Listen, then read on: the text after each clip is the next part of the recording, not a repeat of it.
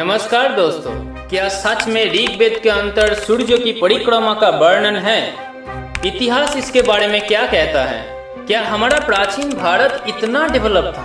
क्या ऋग्वेद के अंतर सच में साइंटिफिक रिसर्च का वर्णन है?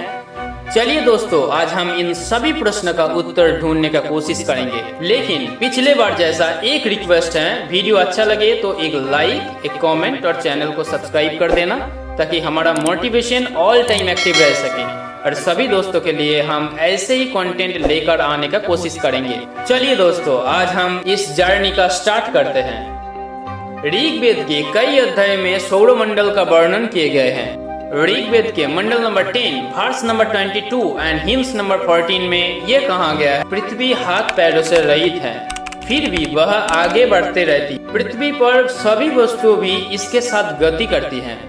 ये सूर्य के चारों ओर घूमता है।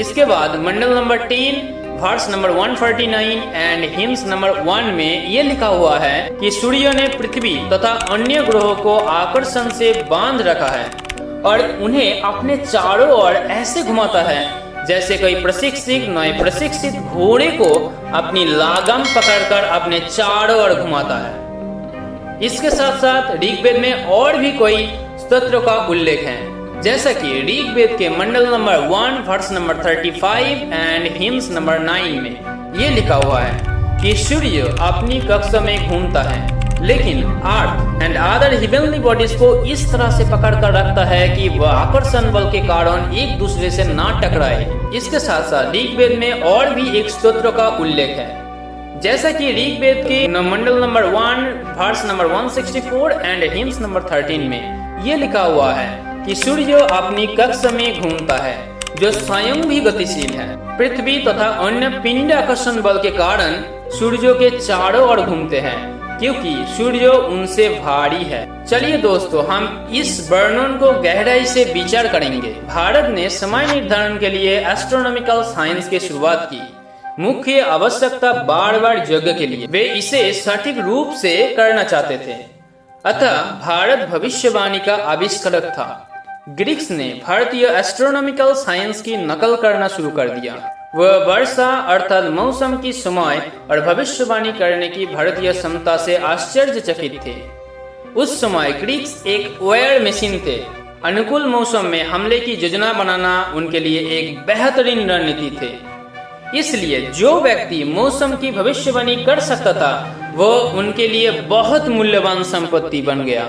उन्होंने ऐसी क्षमता वाले लोगों को भर्ती किया जो भविष्यवाणी के ऊपर बहुत कुछ जानते थे। वे चाहते थे कि कोई बुद्धिमान ग्रीक्स वास्तव में भारत जाए और उनसे सीखे।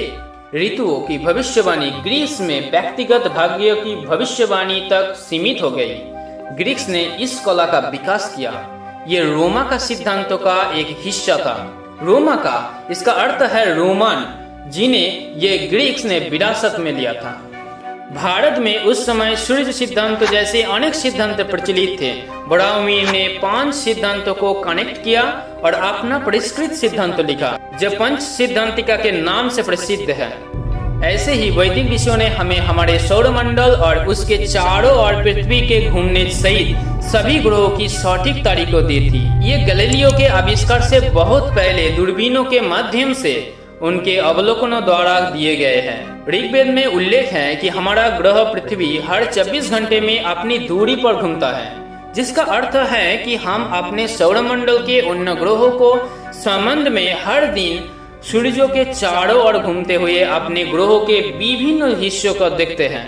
हमारा प्राचीन भारत का इतिहास संस्कृत बहुत प्रसिद्ध थे, जो हमारे सामने छुपाया गया है।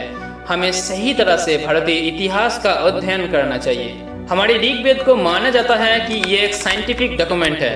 हमारे इतिहास को सही तरह से समझने के लिए और ऐसे ही बहुत सारे मिस्ट्री की उद्घाटन के लिए हमारे साथ जुड़े रहना। Thank you.